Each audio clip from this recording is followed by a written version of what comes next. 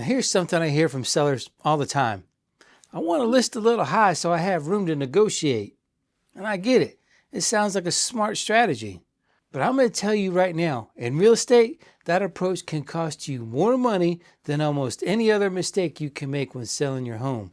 And most sellers, they don't find out until their home is already sitting on the market going stale and they're wondering, well, what went wrong? I'm going to break down exactly why listing high backfires, what actually happens to your home when it's overpriced, and what the data tells us about how buyers respond. By the end of this video, you'll have a clear picture of what actually works when it comes to pricing your home.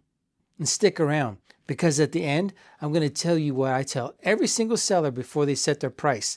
And it's the one thing that makes the biggest difference between a fast sale and a listing that just sits there going stale.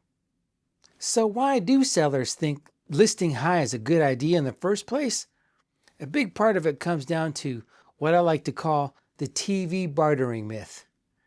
If you've ever watched a negotiation play out on TV, whether it's a real estate show, a car deal, anything, you've seen how it works. Somebody starts high, the other side throws out a lower number, and they go back and forth a few times, and then they eventually meet somewhere in the middle. Now it looks like a perfectly natural process, and sellers think that's exactly how it's going to play out when they list their home. The problem is, that's not how real estate works at all. In real estate, you never get that face-to-face moment. A buyer sitting at home scrolling through their listings on their phone, they're not going to pick up the phone and say, hey, yeah, I think your home is worth less. Let's talk. That conversation never happens. They just scroll right past your listing and move on to the next one. The negotiation never even starts because there's no human interaction to trigger it. And here's the second thing going on that most sellers never consider. The vast majority of people are naturally wired to avoid confrontation. Think about it. How many times have you seen something priced too high and rather than say something, you just walked away? Buyers do the exact same thing. A buyer who thinks your home is overpriced isn't going to lowball you. That feels uncomfortable. It feels confrontational. And most people just don't want to go there. So they move on. No offer, no feedback, no explanation. You just sit there with no activity and no idea why nobody's biting. Now, if we're just meeting, my name is Ken Mandich. I'm a realtor and a real estate investor here in the Metro Atlanta area.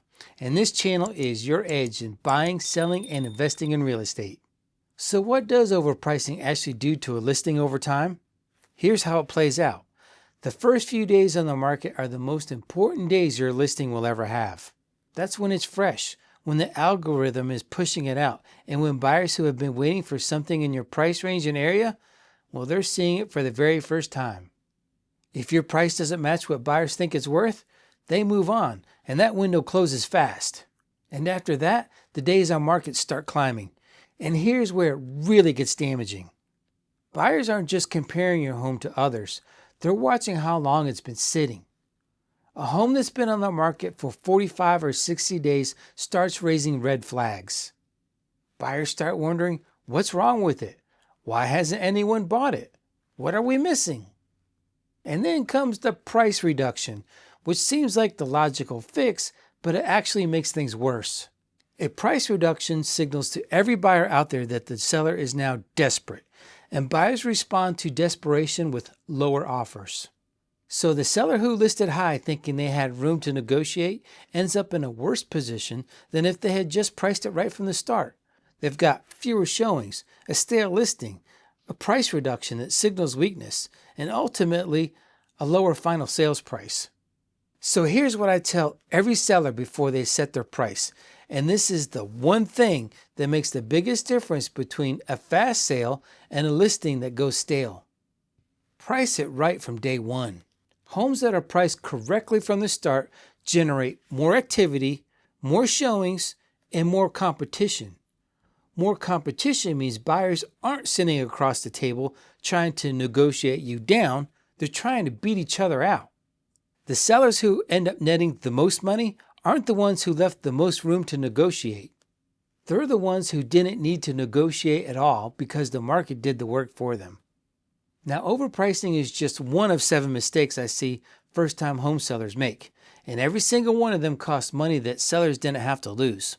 I put all 7 mistakes together in a free guide so you know exactly what to avoid before you list. The link is below in the description. I'm Ken Mandich, and I look forward to seeing you next time.